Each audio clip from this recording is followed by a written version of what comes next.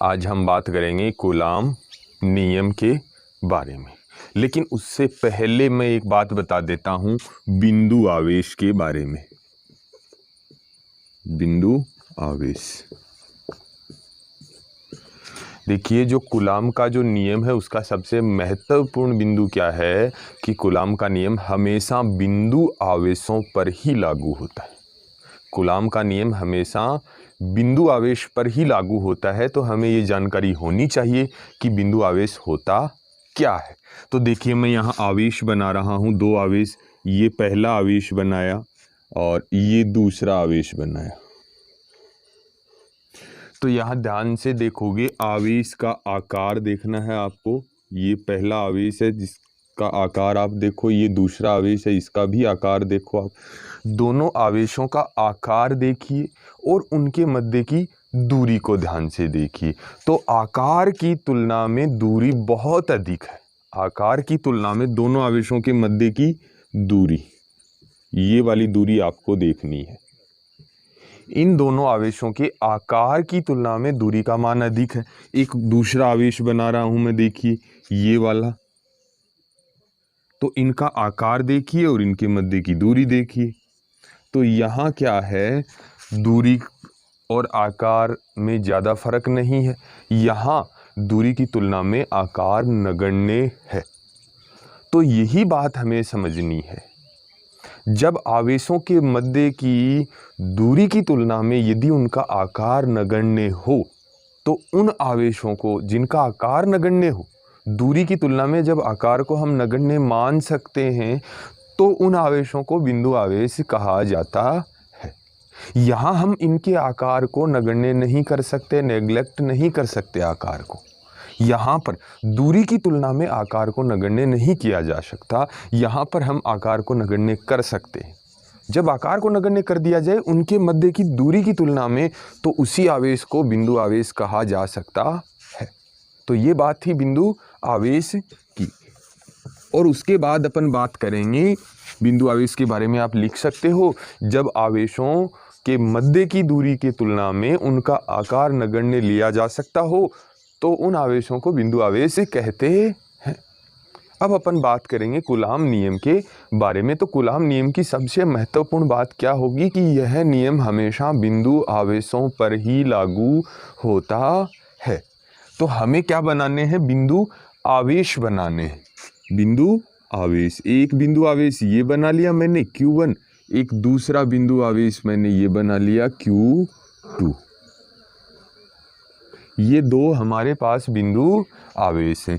ये दोनों आवेशों को मिलाने वाली रेखा हो गई। और ये आवेशों के मध्य की जो दूरी है उसको मैं स्मॉल r से लिख देता हूँ। और दोनों आवेशों के मध्य माध्यम क्या है, दोनों आवेशों के बीच में जो मीडियम है वो क्या है, हवा या निर्वात। तो अपने पास क्या है, दो आवेश है। आपने पीछे पढ़ा होगा कि कोई भी दो आवेश हों उनके मध्य या तो आकर्षण बल लगता है या प्रतिकर्षण बल। तो यहाँ मैं आवेशों की बात कर रहा हूँ। आपने पीछे पढ़ा समान आवेशों में प्रतिकर्षण, विपरीत आवेशों में आकर्षण। तो यहाँ जो कूलाम है उसने क्या बताया, हमें उस आकर्षण और प्रतिकर्षण बल का मान बताया। कूलाम एक वैज्ञानिक है और उसने हमें आवेशों के मध्य लगने वाले आकर्षण और प्रतिकर्षण बल का मान बताया था। और मान जिस नियम से बताया वही नियम क्या है, कूलाम का नियम। तो दो आवेशों के मध्य बल का मान निकालना है, इसलिए मैंने दो आवेश बना लिए Q1 और Q2।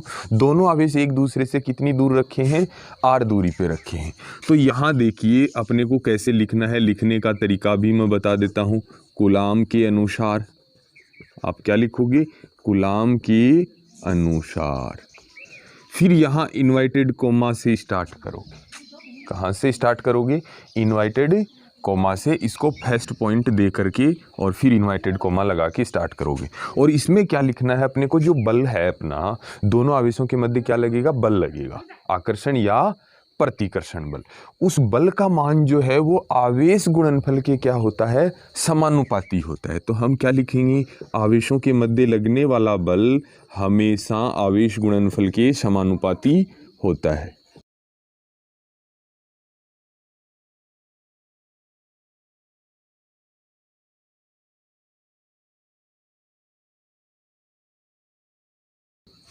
तो ये थी अपनी पहली बात, आवेशों के मध्य जो बल लगेगा कूलाम ने बताया कि उस बल का मान आवेश गुणनफल के समानुपाती होगा। तो बल को हम किससे लिखेंगे, F से लिखेंगे, समानुपाती का चिन्ह ये हुआ। आवेश गुणनफल कैसे लिखोगे, Q1 गुणा Q2, ये बात थी समीकरण नंबर 1 की। उसके बाद यहाँ ये वाला इन्वर्टेड कोमा बंद कर दो। उसके बाद सेकंड पॉइंट लिखना है अपने को, यहाँ सेकंड पॉइंट। दूसरे पॉइंट में उसने क्या बताया वो बात अपन लिखने वाले हैं। तो उसने दूसरे पॉइंट में बताया कि जो बल का मान है, ये वाली जो दूरी है, बल का मान इस r के वर्ग के व्युत्क्रमानुपाती होता है। किसके, जो दूरी r है उसके वर्ग के व्युत्क्रमानुपाती होता है। ये बात उसने कूलाम ने हमको बताई थी।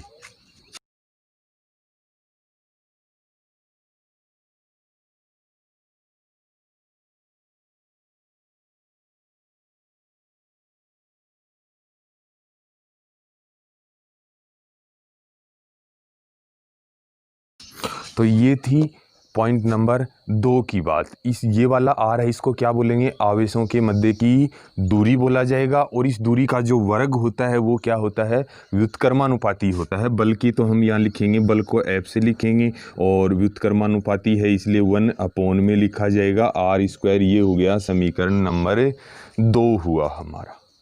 तो ये दोनों बात हमें किसने बताई थी, कूलाम ने बताई थी। पहली बात थी बल का मान आवेश गुणनफल के समानुपाती। दूसरा बात है बल का मान दोनों आवेशों के मध्य की दूरी के वर्ग के व्युत्क्रमानुपाती होता है। इसीलिए इस वर्ग व्युत्क्रम नियम भी बोलते हैं इसको क्या बोलते हैं बेटा, वर्ग व्युत्क्रम नियम भी कह सकते हैं, क्योंकि यहाँ दूरी के वर्ग के व्युत्क्रमानुपाती है बल, इसलिए इस नियम को वर्ग व्युत्क्रम नियम भी कह सकते हैं। अब देखिए, हम 1 नंबर और 2 नंबर समीकरण को मिला के एक साथ लिखेंगे तो F बराबर हो जाएगा, F समानुपाती हो जाएगा Q1 इंटू Q2, और अपोन में आ जाएगा r²। ये आ गया। यहाँ तक आप स्क्रीनशॉट ले सकते हो। उसके बाद हम फिर इससे आगे पढ़ेंगे। ये समानुपाती का निशान हम हटाएंगे, यहाँ से समानुपाती का निशान हटाने वाले हैं।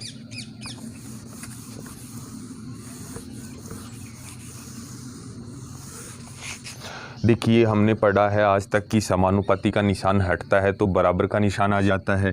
तो यहाँ क्या हो गया, F बराबर, फिर एक स्थिरांक भी आता है तो हम यहाँ स्थिरांक लगा देते हैं K, और ये हो गया Q1 Q2 अपोन r²। ये हो गया कूलाम का नियम हो गया। K क्या है, स्थिरांक है, K है स्थिरांक, इसको कहते हैं स्थिर विद्युत की स्थिरांक।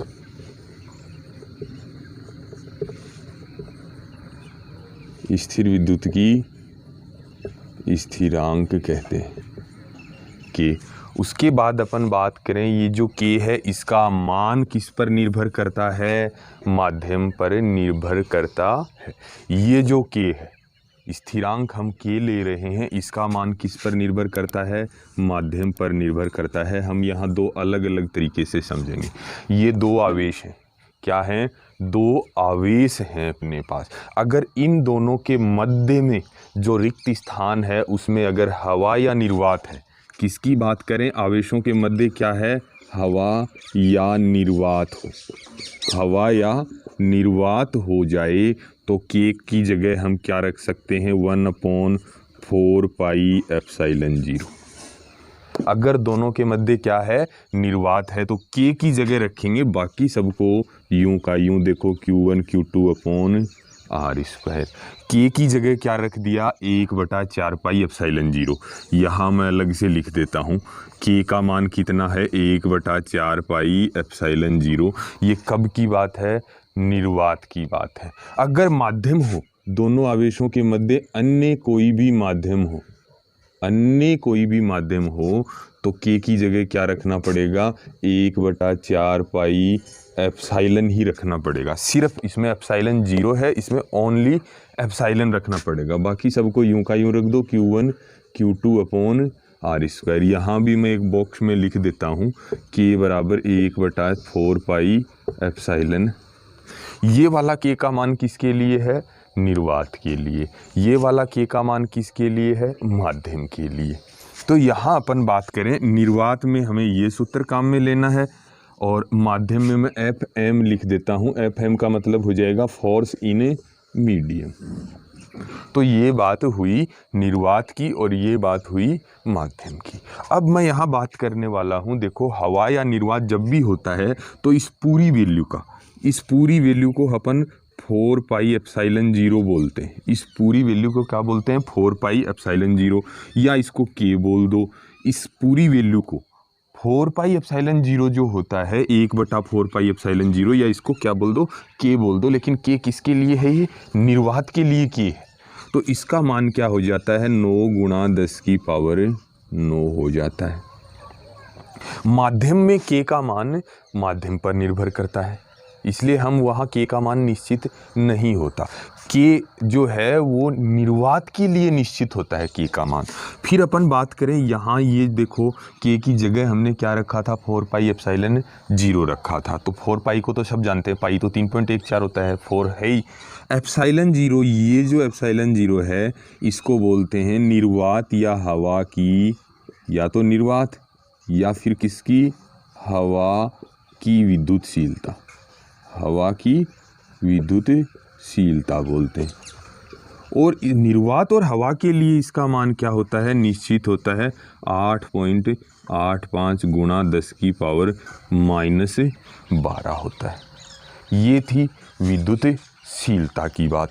अब बात करें यहाँ की, यहाँ देखो के का मान माध्यम में निश्चित नहीं होता, अलग अलग माध्यम के लिए के का मान अलग अलग होता है।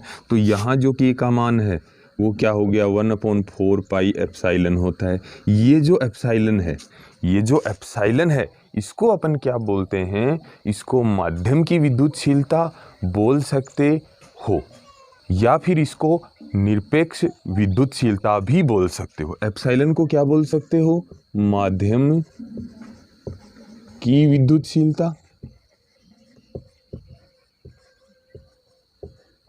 या फिर इसको निरपेक्ष विद्युतशीलता भी बोल सकते हो।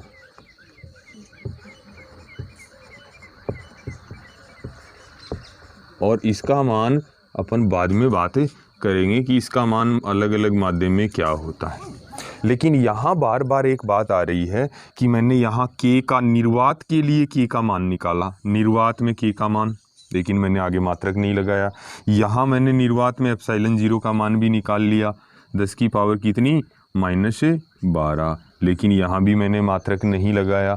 तो यहाँ तक ये ख़त्म हो जाता है कूलाम का नियम। यहाँ से 2 भागों में हवा निर्वात माध्यम, हवा या निर्वात माध्यम में ये हो जाएगा, और अन्य जो माध्यम होगा उसमें ये हो जाएगा। समझे यहाँ तक की बात। अब मैं यहाँ आपको बताने वाला हूँ कि इसका मात्रक क्या होगा और इसका मात्रक क्या होने वाला है। तो देखिए मैं इसको मिटा देता हूँ अभी के लिए।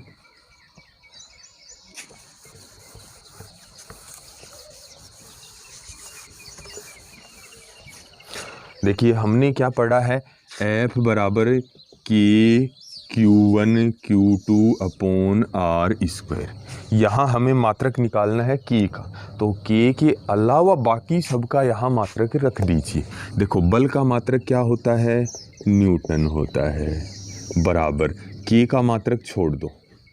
Q1 क्या है, ये आवेश है, Q2 भी क्या है, आवेश है। तो ये 2 आवेश हो गई यहाँ गुणा में, तो कूलाम गुणा कूलाम क्या हो गया, ये कूलाम स्क्वायर। कूलाम स्क्वायर आवेश का ऐसा ही मात्रक क्या होता है, कूलाम होता है, और यहाँ 2 आवेश हैं इसलिए कूलाम स्क्वायर आ जाएगा। आर क्या होती है, दूरी होती है, इसलिए इसका मात्रक क्या हो गया, मीटर स्क्वायर। इन दोनों को बराबर से इधर ले आओ तो क्या हो जाएगा, न्यूटन, और ये इनटू मीटर स्क्वायर, और अपॉन क्या हो जाएगा, कूलॉम स्क्वायर, बराबर क्या आ जाएगा, के। देखो ये हुआ के का मात्रक, कितना हुआ, न्यूटन मीटर स्क्वायर पर कूलॉम स्क्वायर। फिर अपन बात करें के बराबर 1/4 पाई एप्सिलॉन 0 होता है। तो देखो यहाँ के का मात्रक न्यूटन मीटर स्क्वायर पर कूलम स्क्वायर बराबर 1/4 पाई का कोई मात्रक नहीं होता। बचा कौन? एप्सिलॉन 0। तो एप्सिलॉन 0 का मात्रक निकालेंगे, इसको उल्टा करेंगे तो क्या हो जाएगा? कूलम स्क्वायर बटा न्यूटन मीटर स्क्वायर। ये हो गया किसका? एप्सिलॉन 0 का मात्रक, के का मात्रक। यही मात्रक जो एप्सिलॉन 0 का है वही किसका होता है? एप्सिलॉन का भी होता है।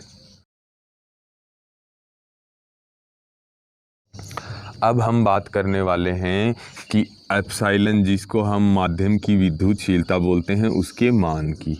माध्यम की विद्युतशीलता या इसको निरपेक्ष विद्युतशीलता भी बोलते हैं। इसका एप्सिलॉन का जो मान होता है वो होता है एप्सिलॉन 0 इंटू एप्सिलॉन आर होता है।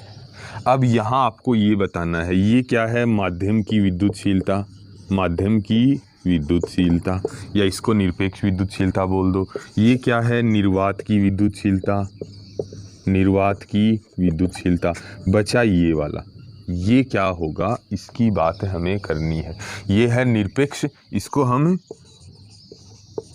निरपेक्ष विद्युतशीलता भी कहते हैं। और ये है अपेक्षित, अपेक्षित विद्युतशीलता या इसका दूसरा नाम है पराविद्युतांक, या इसको क्या बोलते हैं? पराविद्युतांक। ये जो एप्सिलॉन आर है ये क्या होता है? पराविद्युतांक होता है। और इसका मान बताने वाला हूँ मैं। निर्वात में एप्सिलॉन आर का मान कितना होता है? 1 होता है। हवा में एप्सिलॉन आर का मान होता है 1.0004, यानी लगभग 1 ही ले लेते हैं। फिर अपन जल की बात करें, जल में एप्सिलॉन आर का मान कितना होता है? लगभग 80 होता है, ये आपको याद रखना है। फिर अपन किसकी बात करें? धातु या चालक की। धातु या कोई भी चालक हो या कोई भी धातु हो, एप्सिलॉन आर कितना होता है? अनंत होता है। ये कुछ मान आपको याद रखने हैं। तो हमने यहाँ पढ़ा एप्सिलॉन बराबर एप्सिलॉन 0 इंटू एप्सिलॉन आर होता है। तो देखिए ये सब जान गए। ये क्या है? माध्यम की विद्युतशीलता या निरपेक्ष विद्युतशीलता। ये निर्वात की विद्युतशीलता या हवा की विद्युतशीलता। ये क्या है? अपेक्षित विद्युतशीलता या माध्यम का पराविद्युतांक होता है ये। अब अपन यहाँ बात करने वाले हैं कुछ विशेष बात, जो क्या है? ध्यान से देखिए। एफ की बात कर रहे हैं। बल, निर्वात में बल का मान कितना होता है? निर्वात में बल का मान होता है 1/4 pi epsilon 0 Q1 Q2 upon R square. ये समीकरण नंबर 1 हुआ। कहाँ? निर्वात में। फिर बल का मान निकालेंगे जब माध्यम की बात ये आ जाएगी।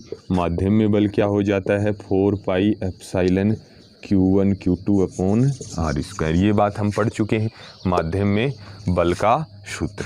लेकिन मैं यहाँ किसका मान रख रहा हूँ? एप्सिलॉन का मान रख देता हूँ। तो एफ माध्यम बराबर क्या हो जाएगा? 1/4 पाई। इसका मान कितना? Epsilon 0 epsilon R Q1 Q2 upon R square. अब आपको क्या करना है? देखो ये वाला इतना इतना ले लेना है और इसकी जगह क्या रख देना है? देखो 1 नंबर समीकरण में देखो 1/4 pi epsilon 0 Q1 Q2 upon R square. इसकी जगह क्या रख देना है? एफ निर्वात रख देना है। तो एफ माध्यम बराबर हो गया एफ निर्वात, और कौन रह गया? ये एप्सिलॉन आर रह गया। तो एक और ये भी सूत्र बन गया, माध्यम में बल का सूत्र हो गया। ये हुआ माध्यम में बल का सूत्र। अब अपन बात करने वाले हैं इस एप्सिलॉन आर के बारे में। इसको क्या बोलते हैं? अपेक्षित विद्युतशीलता।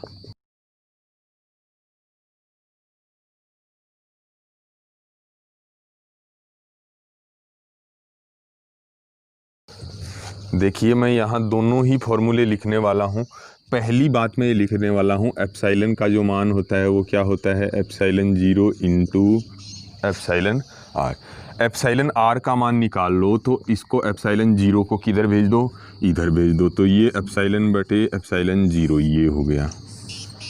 एक दूसरा ये सूत्र भी मैं लिखने वाला हूँ उधर। एफ माध्यम क्या हुआ, एफ माध्यम बराबर हुआ एफ निर्वात बटे एप्सिलॉन आर। एप्सिलॉन आर को इधर ले आओ तो यहाँ आते ही गुणा में आ जाएगा, फिर एफ माध्यम को उधर ले जाओगे तो एफ माध्यम कहाँ चला जाएगा, भाग में, तो ये आ जाएगा एप्सिलॉन आर। ये इधर आके ऊपर आ गया और ये वहाँ जाएगा तो एफ निर्वात बटे एफ माध्यम। तो यहाँ ये सूत्र बन गया। इन दोनों सूत्र से हम क्या रख सकते हैं, अपेक्षित विद्युतशीलता की परिभाषा लिख सकते हैं। देखिए यहाँ क्या लिखोगे, यहाँ क्या लिखोगे, माध्यम में माध्यम की विद्युतशीलता, माध्यम की विद्युतशीलता, माध्यम की विद्युतशीलता, या इसका दूसरा नाम क्या है, निरपेक्ष विद्युतशीलता।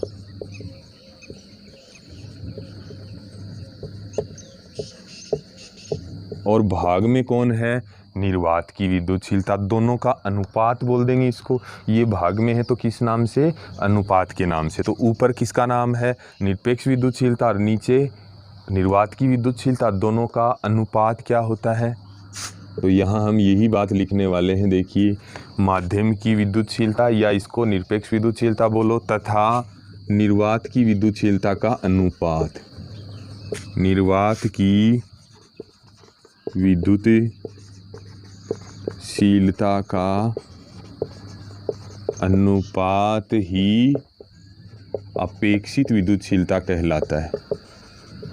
अपेक्षित विद्युतशीलता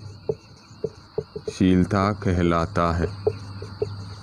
यहाँ से लिखेंगे तो दो आवेशों के मध्य निर्वात में बल और माध्यम में बल का अनुपात। ऊपर कौन है, निर्वात, तो पहले नाम किसका आएगा, निर्वात का, बाद में नाम किसका आएगा, माध्यम का। दो आवेशों के मध्य, दो आवेशों के मध्य पहले नाम किसका, निर्वात में लगने वाला बल,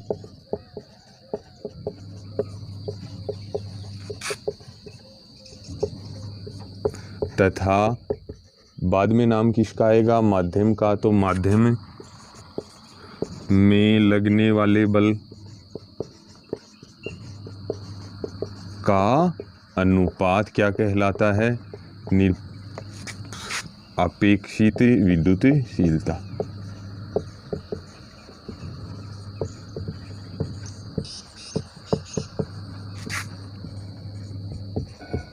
ये हो सकता है कहीं एक अंक में पूछ लिया जाए, या इस पे कोई छोटा सा न्यूमेरिकल भी पूछा जा सकता है, ध्यान रखें।